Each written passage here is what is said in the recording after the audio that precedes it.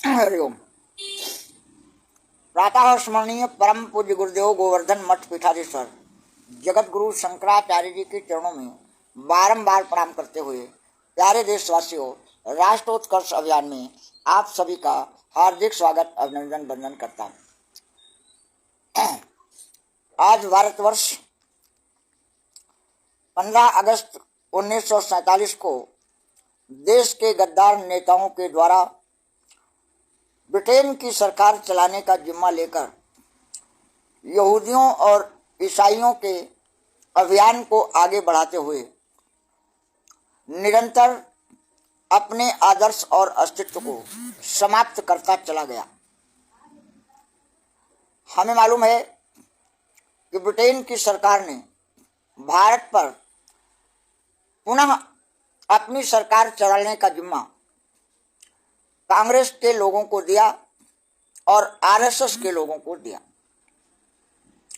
RSS और कांग्रेस के लोगों ने देश के साथ गद्दारी करते हुए भारत को आजाद बताते हुए अपना बैंक बैलेंस बढ़ाने और सत्ता का सुख भोगने के लिए राष्ट्र के अस्तित्व को समाप्त करने का षड्यंत्र करते चले आए।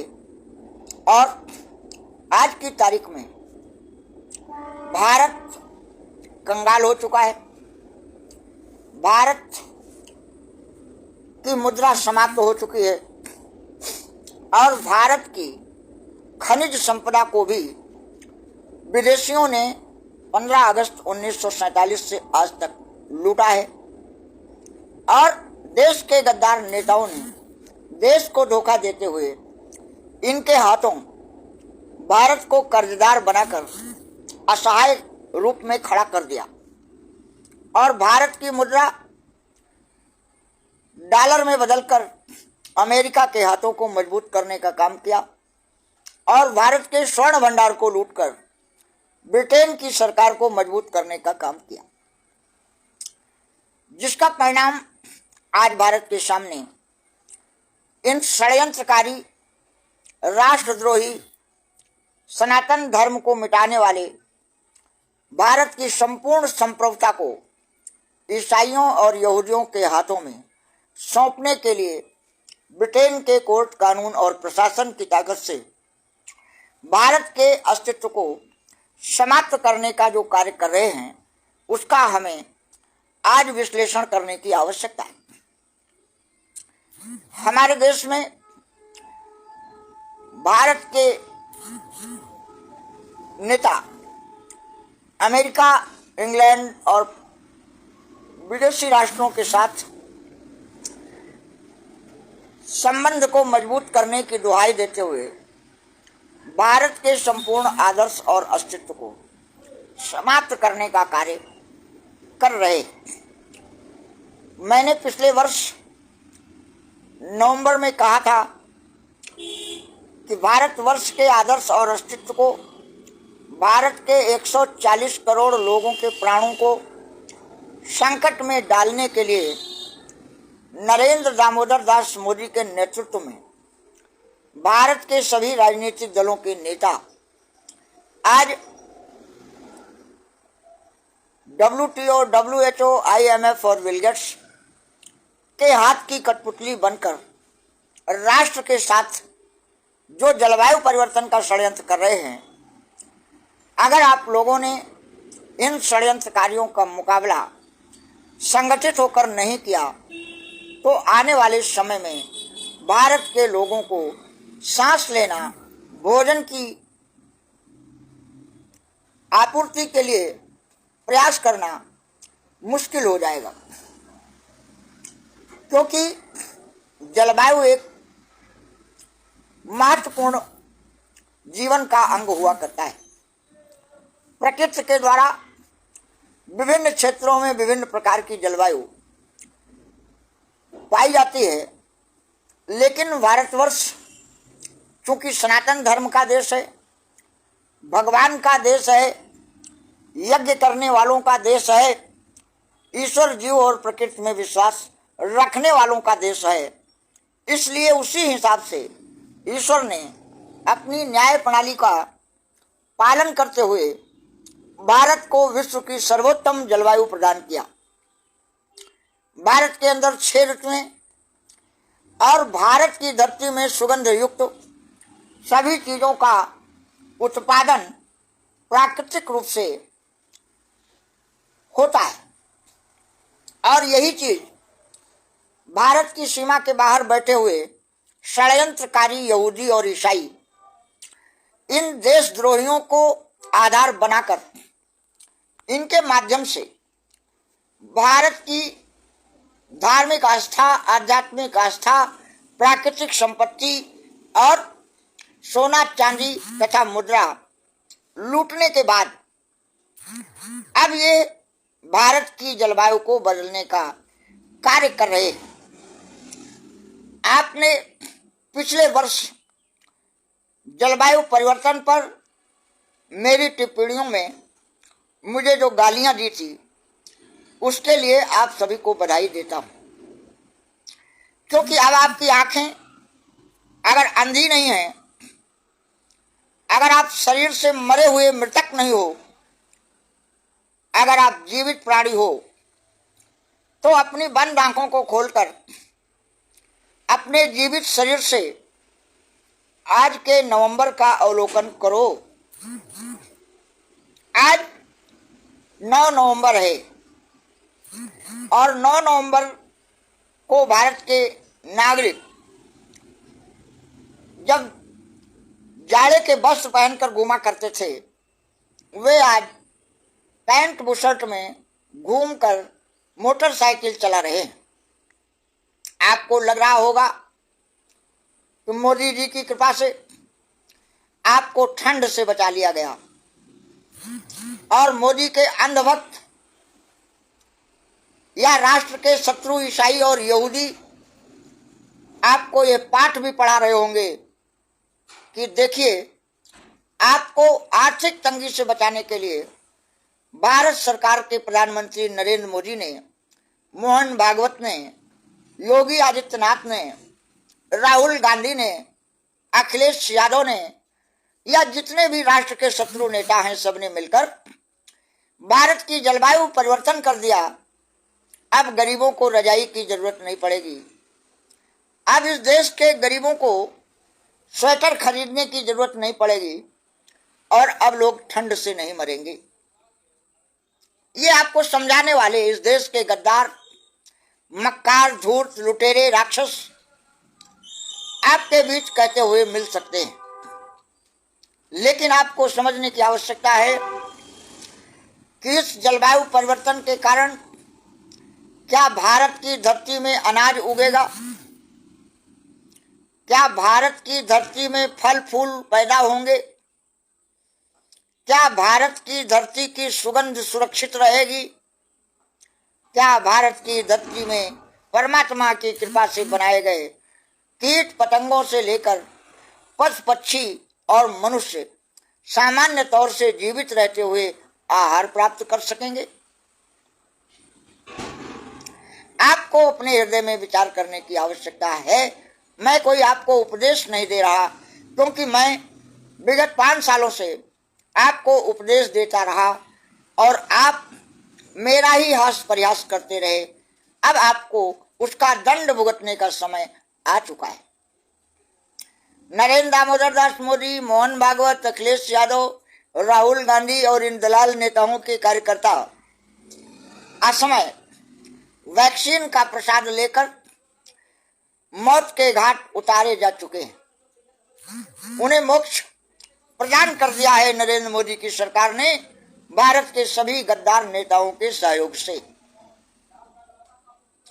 और अब ये जलवायु परिवर्तन करने का जो अभियान चला रहे हैं, यह आपके सामने इसलिए चला पाने में सक्षम है कि इन्होंने भारत की कृषि को खत्म करने के लिए केमिकल फर्टिलाइजर ला दिया। आप स्वतः उसका प्रयोग करने लगे, जिसके परिणाम स्वरूप भारत की 67% भूमि बंजर हो चुकी है। इन्होंने संक्रमित बीज लाकर आपको शंकर वर्ण के सभी फल फूल उपलब्ध करा दिए। आपने अपने जीवनदायी फलों को स्वतः त्याग दिया। आपके पास अब देसी आम, देसी जामुन, कैथा, करौंदा इत्यादि अब उपलब्ध नहीं है, और जो कुछ भी इसके स्थान पर लाया गया है वह केवल आपको मार डालने के लिए ही तैयार किया गया है। भारत एक कृषि प्रधान देश है। भारत का किसान भारत का जब मालिक हुआ करता था तो भारत में दूध दही की नदियां बहती थीं, अर्थात भारत के गरीब से गरीब व्यक्ति को शुद्ध दूध, मट्ठा, दही और घी का सेवन करने को मिलता था। लेकिन इन्होंने धीरे धीरे आपको मूर्ख बनाते हुए आपके देश का बीज खत्म करके और बीज की कंट्रोलिंग विदेशी कंपनियों के हाथ में दे दिया, जिनके द्वारा तैयार किया गया बीज केवल एक बार प्रयोग हो सकता है। दोबारा आपको उन्हीं का बीज खरीदना पड़ेगा और कई गुना ज्यादा दाम देकर खरीदना पड़ेगा, क्योंकि ये लुटेरे व्यवसायी हैं, ये व्यापारी हैं। लुटेरे ईस्ट इंडिया कंपनी के कार्यकर्ता हैं, और भारत में ईस्ट इंडिया कंपनी केवल भारत में व्यापार करने के नाम पर लूटने के लिए आई थी, जिसने बाद में अपनी सरकार बना ली। और आज ये सारे के सारे लुटेरे आपके बीच किस तरीके से काम कर रहे हैं और किस तरीके से इनका विरोध करने वालों की हत्या करते हैं, और जब उनकी हत्या हो जाती है तो ब्रिटेन के कानून से गवर्नमेंट ऑफ इंडिया के लोग कहते हैं अपराधियों को छोड़ा नहीं जाएगा, अपराधियों की तेजी से जांच की जा रही है। लेकिन सरकार फार्मास्यूटिकल कंपनियों के ऊपर कोई कार्रवाई नहीं करेगी, अपराधियों को ढूंढने का काम करेगी, और जो अपराधी वही हैं, जो अपराधी कहे जा रहे हैं, हत्या कर रहे हैं, वही आज हत्या करा रहे हैं, और उन्हीं को ढूंढने का नाटक मीडिया में आकर करने वाले ये ब्रिटेन के कानून से काम करने वाले कोर्ट, कानून और प्रशासन आपको धोखा देते हैं। जब आपके घर की लाश गिर जाती है तो आंसू पीसने के लिए आपको कोरा आश्वासन देते हैं या 10-5 लाख ब्रिटेन का गारंटी पत्र आपको देकर, जिसकी कोई कीमत नहीं है, मामले को रफा दफा कर देते हैं। और आप इनके षड्यंत्र से निकलने के लिए सोचते भी नहीं हैं, विचार भी नहीं करते हैं। आप कहते हैं हम अकेले हैं, हम क्या कर सकते हैं। आप अकेले हैं तो क्या भारत में 10-5 प्रधानमंत्री है? कितने नरेंद्र मोदी है, कितने राहुल गांधी है, कितने अखिलेश यादव हैं, कितने मोहन भागवत हैं, या किसी का भी नाम लो, ये जितने भारत के शत्रु लुटेरे आज सरकार में हैं, ये कितने हैं? एक ही है ना। और इन एक के साथ आप अनेक लोग डर के मारे, लालच के मारे, या चंद मिनटों की स्वार्थ के मारे इनके साथ खड़े हो, इसीलिए तो इनकी ताकत है। अगर आपने अपने गिरेबान में झांक कर नहीं देखा, आपने अगर एकता का सूत्र नहीं पहना, अगर आपने भगवान योगेश्वर श्री कृष्ण के आदेश को, जो 5000 वर्ष पहले भगवान कृष्ण ने कहा संघे शक्ति कलयुगे, आज ईसाइयों का संगठन है, आज यहूदियों का संगठन है, लेकिन अन्य लोगों का संगठन क्यों नहीं है? क्या आपने कभी अपने गिरेबान में झांक कर देखा?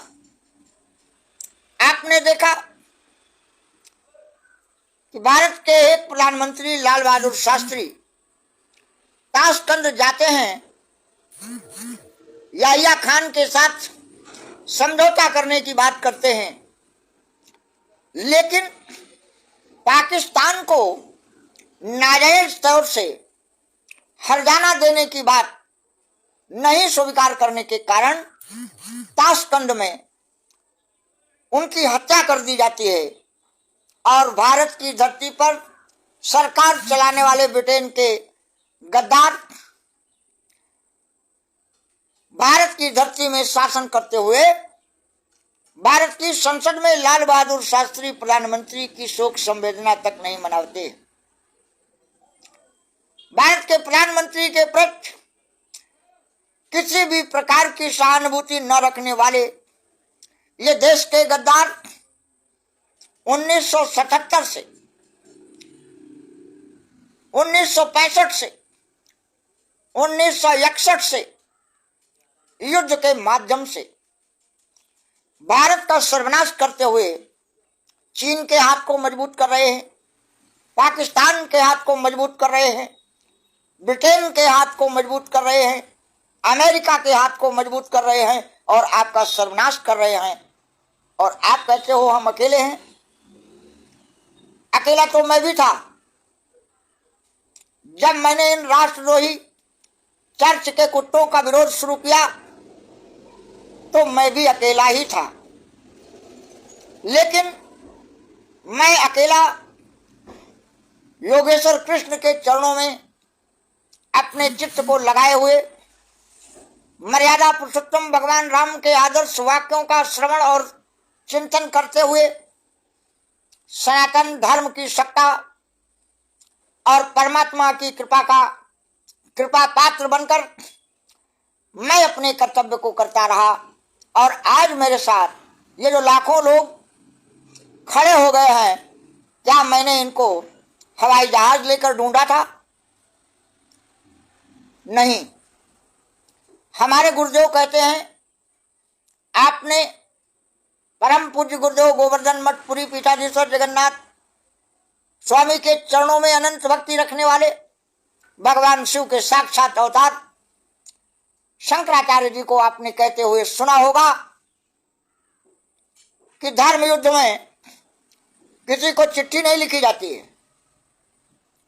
धर्म युद्ध में धर्मनिष्ठ लोग तन मन धन से खड़े होकर राष्ट्र धर्म संस्कृति और संस्कार की रक्षा करने के लिए एकत्र हो जाते हैं और भगवान के चरण में रखने वाले अनन्य भक्त हनुमान जी की कृपा से गोस्वामी तुलसीदास जी ने भी मानस में लिखा, आप 500 सालों से पढ़ रहे हो, जैसी हो तव्यता तैसी मिले सहाय, आपन आवे ताहि पर ताहि तहां ले जाए। आपके सामने चरितार्थ हो रहा है कि नहीं हो रहा है? आज अखंड हिंदू राष्ट्र मोर्चा का कार्यकर्ता केरला से बोल रहा है, आज अखंड हिंदू राष्ट्र का मोर्चा मणिपुर, मिजोरम, असम, नागालैंड, त्रिपुरा से होते हुए पूरे देश से बोल रहा है। आपने कभी महसूस किया कि ये सारे लोग किसकी प्रेरणा से जुड़ रहे हैं? जबकि राक्षस राज के रूप में आज हमारे बीच विद्यमान नरेंद्र दामोदर दास मोदी रावण के प्रतिरूप नहीं, हिरण्याकश्यपु के प्रतिरूप बनकर बैठ गए हैं।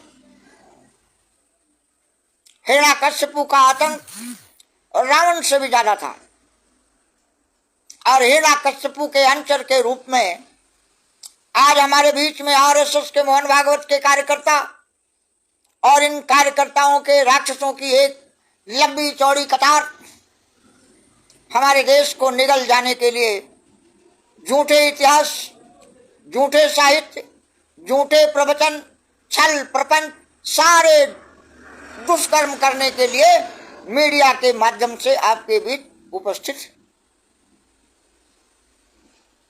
देवकी नंदन ठाकुर को आपने कहते हुए सुना होगा, रावण ने श्रवण कुमार का वध कर दिया था और जब एक साधारण महिला, गांव की महिला, सनातन धर्म से युक्त महिला कहती है, गुरुजी, अरे ये कुत्ते गुरुजी नहीं है, ये चर्च के कुत्ते हैं। देवकी नंद जैसे काली नेमी चंदन लगा लेने से गुरुजी नहीं हो जाएंगे, ये आरएसएस के पाले हुए गुंडे हैं जो ये बताने की हिम्मत भीड़ में खड़े होकर कह रहे हैं ये मेरे भाव हैं। तुम्हारे भाव से इतिहास बदल जाएगा, तुम्हारे भाव से सनातन धर्म का सत्य खत्म हो जाएगा। अगर तुम गाय, मछली और सूअर के मांस को अमृत समझकर खा रहे हो तो क्या तुम्हारा अनुकरण तुम्हारा समाज करने लगेगा? ऐसे महान राक्षसों का संहार करने का समय आ गया है। ये वध के पात्र हैं, निंदा के पात्र हैं, सम्मान के पात्र नहीं हैं। आज तक जो लोग इन्हें गुरुजी कहते रहे हों, अब इन्हें गुरुजी कहना, गुरुजी का संबोधन करना बंद कर दें। ये अखंड हिंदू राष्ट्र मोर्चा की अपील है। इनके भाव से धर्म चलेगा, इनके भाव से टट्टी अमृत हो जाएगी, इनके भाव से कोदंड राम को चढ़ाया गया गाय, मछली और सुअर की चर्बी का लड्डू अमृत हो जाएगा। ये ऐसे महान दुष्ट कालीनामी हैं और इन कालीनेमियों के षड्यंत्र का सर्वनाश करेंगे हनुमान जी। समय का इंतजार कीजिए। लेकिन मित्रों, आज की तारीख में आपको क्या करना है? आज की तारीख में ब्रिटेन के लिए काम करने वाले सभी गद्दार नेता मिलकर जलवायु परिवर्तन के लिए एक लंबे समय से ब्रिटेन के फॉरेस्ट एक्ट के अनुसार भारत के जंगलों को खत्म करने का कार्य करते चले आए। प्लांटेशन के नाम पर इन्होंने भारतीय वृक्षों को समाप्त करने का कार्य डंके की चोट पर किया और उसकी लूट का पैसा अपनी जेब में रख लिया। पेड़ लगाने के नाम पर जो लूट इस देश में हुई, आज तक किसी राजनीतिक पार्टी के नेता ने सार्वजनिक रूप से इसका विरोध क्यों नहीं किया? क्योंकि ब्रिटेन का फॉरेस्ट एक्ट है। ब्रिटेन के फॉरेस्ट एक्ट से काम करने वाले ब्रिटेन के ईसाई और यहूदी भारत की संप्रभुता को नष्ट करने के लिए 15 अगस्त 1947 से कानून के नाम पर काम कर रहे हैं, प्रशासन के नाम पर काम कर रहे हैं, सरकार के नाम पर काम कर रहे हैं, कोर्ट और कानून का आश्रय लेकर भारत का सर्वनाश कर रहे हैं। आपको अपने गिरबान में झांक कर देखने की आवश्यकता है। आप अपने इर्द गिर्द देखेंगे तो आपको दूर दूर तक कहीं पीपल और बरगद का पेड़ नहीं दिखाई देगा। क्यों? क्योंकि पीपल और बरगद के दो पेड़ आपको मुफ्त में ऑक्सीजन देकर आपको स्वस्थ बनाने का कार्य कर रहे थे और इनके काम करते हुए इन फार्मास्यूटिकलों की डकैती और अस्पतालों का षड्यंत्र करने वाले गद्दारों के अस्पतालों की लूट कैसे कामयाब हो सकती थी? भारत के हर व्यक्ति को रोगी बनाकर उसका सर्वस्व आहरण करने के षड्यंत्र का निर्माण करने वाले इन देश के शत्रुओं के षड्यंत्र को आपको समझने की आवश्यकता है कि इन्होंने आम, महुआ, गूलर, पीपल, पाकड़, बरगद जो आपको मुफ्त में जीवन देते हैं, मुफ्त में सर्वोत्तम ऑक्सीजन देते हैं, उनको काटने का अभियान क्यों चलाया? इन्होंने आरा मशीनों को लाइसेंस देकर आपकी सांस बंद करने के लिए, पर्यावरण को प्रदूषण युक्त करने के लिए जो षड्यंत्र किया, उसका परिणाम है वृक्षों की अंधाधुंध कटाई। और इन्होंने उसके दूने तिगुने चौगुने दाम देकर आपको लालच में फंसाकर आपके पर्यावरण को नष्ट करके आपको असहाय बना दिया। क्योंकि आपके पास जब जंगल नहीं होगा, आपके पास लकड़ी नहीं होगी, तो आप चूल्हे से भोजन नहीं बना पाओगे। फिर आपको इन षड्यंत्रकारियों के द्वारा आविष्कृत किए गए गैस के सिलेंडर की गंदगी अपने घर में लाकर उस गंदगी पर भोजन पकाकर खाने की मजबूरी आपको पैदा होगी और फिर ये गैस सिलेंडर के नाम पर आपको लूटने का जो काम कर रहे हैं वो आपको दिखाई दे रहा होगा। मैं किसी राजनीतिक पार्टी की बात नहीं करता। जितनी भी भारत के अंदर आज राजनीतिक पार्टियां हैं, मुझे किसी ऐसे नेता का नाम बताइए जिसने कहा हो कि हम जलवायु परिवर्तन नहीं होने देंगे।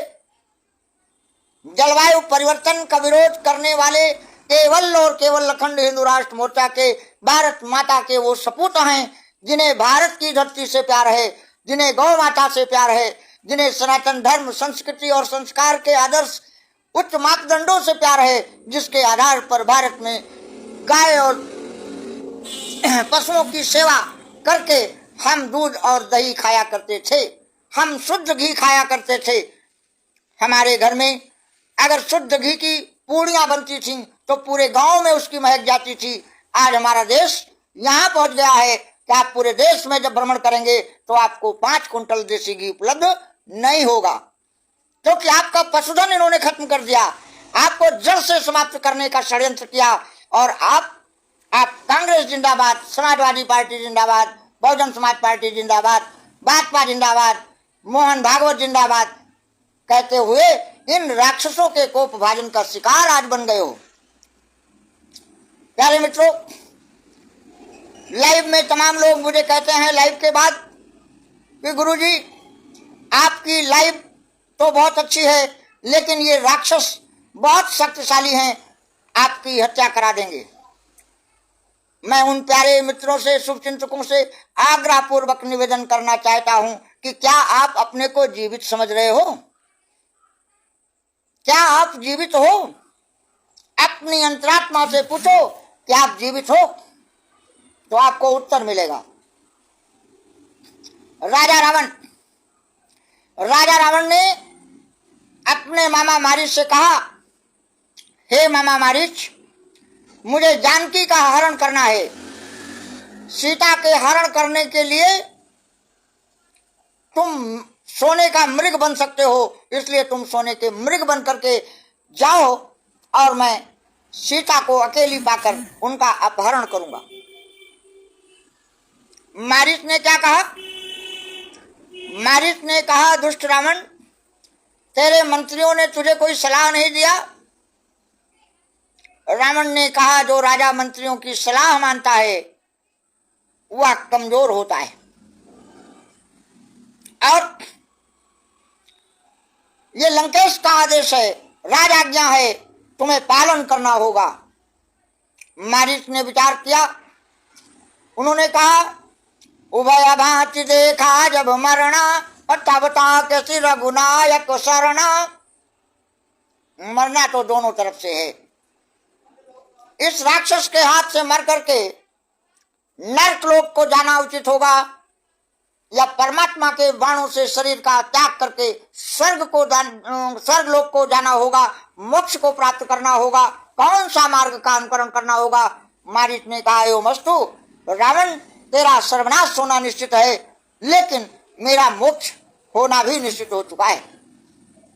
इसलिए प्यारे देशवासियों, अखंड हिंदू राष्ट्र मोर्चा इन आताताई आसुरी पोप के चरणों में भारत को अर्पित करने वाले देश के गद्दारों का साम दाम दंड भेद का मुकाबला करते हुए इनके अंत होने तक, भारत के उपनिवेश मुक्त, गौ हत्या मुक्त, कर्ज मुक्त भारत के निर्माण होने तक अखंड हिंदू राष्ट्र मोर्चा का बच्चा बच्चा इनसे युद्ध की घोषणा कर चुका है और अंतिम समय तक युद्ध करेगा, क्योंकि अब तो आपके पास कुछ भी नहीं बचा है।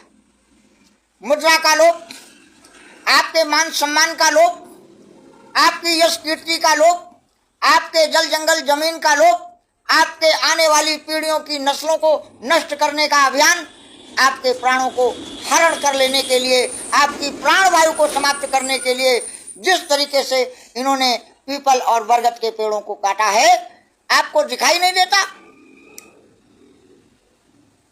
हमें विचार करने की आवश्यकता है कि हम धार्मिक दृष्टि से ना भी विचार करें तो वैज्ञानिक दृष्टि से हमें विचार करने की आवश्यकता है कि क्या हम भारत के इन गद्दारों के हाथों की कठपुतली बनकर अपने को जीवित रख पाएंगे? क्या आप जलवायु परिवर्तन करके भारत में जीवित रह सकेंगे? आपको अपने हृदय से विचार करके संघर्ष करने के अलावा आपके पास कोई मार्ग नहीं है।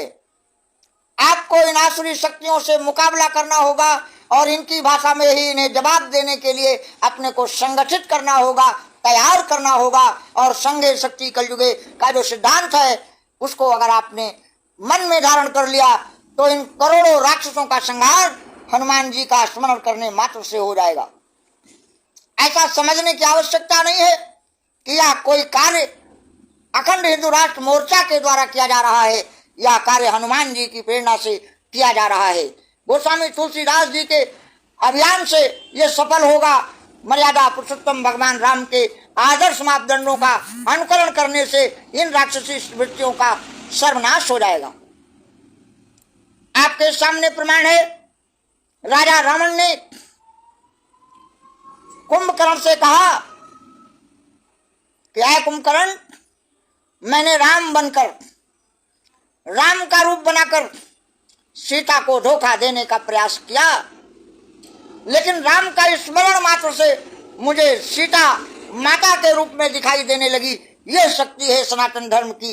ये बलात्कारी, व्यभिचारी, दुराचारी, पापाचारी राक्षसों को समझ लेने की आवश्यकता है कि सनातन धर्म, संस्कृति और संस्कार के मान बिंदुओं को तुमने अयोध्या से मिटा दिया, वाराणसी से मिटा दिया, तुमने भारत के मंदिरों को लूट लिया। सत्ता के अहंकार में तुमने वो सब कुछ कर लिया जो तुम्हारे सर्वनाश का कारण है। और अब तुम अपने ही कर्मों के द्वारा, अपने अधो कर्मों के कारण अधोगति को प्राप्त करने जा रहे हो। तुम्हारा सर्वनाश निश्चित है। आए ब्रिटेन के दलालों, भारत माता के शत्रुओं, हलाल गाय का मांस बेचकर भारत में सत्ता पर काबिज होने वाले गद्दारों, अब तुम्हारा सर्वनाश निश्चित है। क्योंकि विप्रदेन सुर संतहित लीन मनुज अवतार और निज निर्मित तन माया गुण गोपार। ये भगवान की प्रेरणा है और भगवान की प्रेरणा से भगवान की ही जो भक्त हैं वो ही अखंड हिंदू राष्ट्र मोर्चा के साथ आज तुम्हारा काल बनकर खड़े हो रहे हैं। तुम्हारा सर्वनाश निश्चित है। और विनाश काले विपरीत बुद्धि, ये लंबी लंबी भीड़ देखकर इस अहंकार में मत आ जाना कि तुम्हारी गोलियों के आगे भारत के सनातन धर्मियों की आवाज बंद हो जाएगी। यहूदियों के हाथ का खिलौना बने हुए देश के शत्रुओं, सावधान हो जाओ। अब तुम्हें भारत की हर लूटी गई वस्तु का जवाब देना होगा। मीडिया में आकर खड़े होकर तुम्हें बताना होगा कि तुमने भारत के जल जंगल जमीन को हड़प करके, समाप्त करके जलवायु परिवर्तन के नाम पर भारत के लोगों को असहाय बनाकर ईसाई और यहूदी बनाने का जो षड्यंत्र कर रहे हो, क्या वो सफल होने वाला है? तुमने कोदंड राम की मूर्ति लगाकर पूरे विश्व को धोखा देने का काम तो कर लिया और उसके अहंकार में तुमने ये समझ लिया कि तुमने संपूर्ण विश्व को जीत लिया। जिन ईसाइयों और यहूदियों के हाथों की कठपुतली बनकर देश के गद्दार नेता भारत माता के साथ गद्दारी कर रहे हैं, जिस दिन भारत माता के सपूत खड़े हो जाएंगे, तुमको लंका में जगह नहीं मिलेगी, तुमको ब्रिटेन में जगह नहीं मिलेगी, तुमको कोई भी ईसाई यहूदी अपने यहाँ शरण नहीं देगा, क्योंकि उसे मालूम है कि तुम अपने ही राष्ट्र के हत्यारे हो, अपने ही कार्यकर्ताओं का खून पीने वाले हो, अपने ही धर्म का सर्वनाश करके आए हो। तुम कहीं के नहीं रहोगे। चाहे जितने करोड़ डॉलर रुपया ले जाकर स्विस बैंक में जमा कर लो। स्विस बैंक में भारत को लूटकर जमा करने के अहंकार के कारण देश के गद्दारों बार बार तुम मीडिया में आकर देश को धोखा देते हुए सत्ता में काबिज होते चले आए। अब तुम्हारे सर्वनाश का समय निश्चित है, क्योंकि तुमने मर्यादा पुरुषोत्तम भगवान राम के ऊपर आक्रमण कर दिया है। तुमने जगत जननी माता जानकी का अपमान किया है। तुमने भारत की मुद्रा ही नहीं लूटा, तुमने भारत की नारियों को वेश्या बनाने का काम किया है। तुमने भारत की महिलाओं का अपमान करते हुए उन्हें देह व्यापार का आमंत्रण किया है। तुमने भारत की धरती पर धारा 377 और 497 को हटाकर भारत को व्यभिचारी राष्ट्र घोषित कर दिया है। क्या है तुम्हारे पास? कौन सा वो जवाब है जो तुम ये कहोगे कि हमारे हाथ मजबूत हैं, हम राष्ट्रभक्त हैं? भारत का बच्चा बच्चा पूछ रहा है, भारत की हर वो महिला पूछ रही है कि तुमने लोन का षड्यंत्र रचकर 1968 से आज तक भारत के नागरिकों के हाथ में ब्रिटेन का गारंटी पत्र देकर उनके धन और धर्म को लूटने के लिए ईस्ट इंडिया कंपनी के द्वारा बनाई गई बैंकों और फाइनेंस कंपनियों के लुटेरों के द्वारा तुम समूह लोन लेने वाली महिलाओं को खुलेआम चेतावनी दे रहे हो, धमकी दे रहे हो। उनके घर की बहू बेटियों को, जवान महिलाओं को अपने घर में सोने के लिए बाध्य कर रहे हो। किस मुंह से तुमने कहा था बेटी बचाओ, बेटी बचा रहे हो, या इन लुटेरों के हाथ में बेटियों को नीलाम कर रहे हो? जवाब दो, पूछता है अखंड हिंदू राष्ट्र मोर्चा।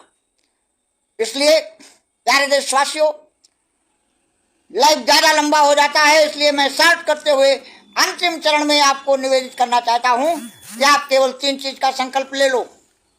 पहला संकल्प है कि हम भारत के प्रत्येक नागरिक को उसकी लूटी गई मुद्रा 1 रुपए के बदले में 777 मिलीग्राम सोना या उसका मूल्य, उसका डॉलर, यूरो और पाउंड इन देश के लुटेरों से वापस लेकर ही रहेंगे। हमें अपनी मुद्रा चाहिए, हमें भारत की रुपया हर कीमत में चाहिए। दूसरा, मैं उन सभी समूह लोन लेने वाले लोगों का आह्वान करता हूं कि वह मेरे संपर्क सूत्र 630 65 45 155 पर मुझे अपना डिटेल भेजें और समूह लोन लेने वाली यदि किसी भी महिला के साथ किसी भी क्षेत्र के जिला कलेक्टर या प्रशासन के द्वारा इन लुटेरों के संपर्क में, इन लुटेरों को संरक्षण देने के लिए पुलिस और प्रशासन का दुरुपयोग किया जाएगा तो हम इनकी ईंट से ईंट बजा देंगे, ऐसी घोषणा करते हैं। आपको अपना घर छोड़कर भागने की आवश्यकता नहीं है, आपको अपनी महिलाओं की मर्यादा इन दुष्टों के हाथों में सौंपने की जरूरत नहीं है।